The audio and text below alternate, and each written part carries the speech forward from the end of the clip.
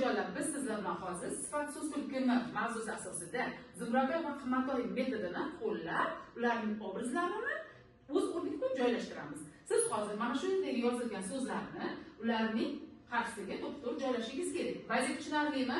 Qani, 1-2 boshladik. Zumrador va Qimmattoyning tarifini o'z o'rniga joylang.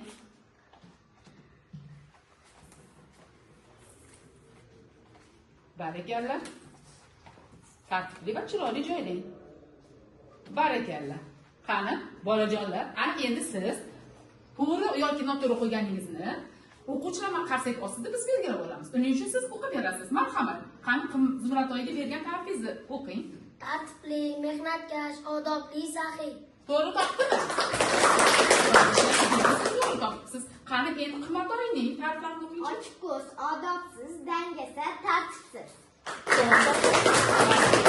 Qani, mana shu qo'ygan ta'riflar bu qizlarga bergan qaysi savolga javob bo'lyapti?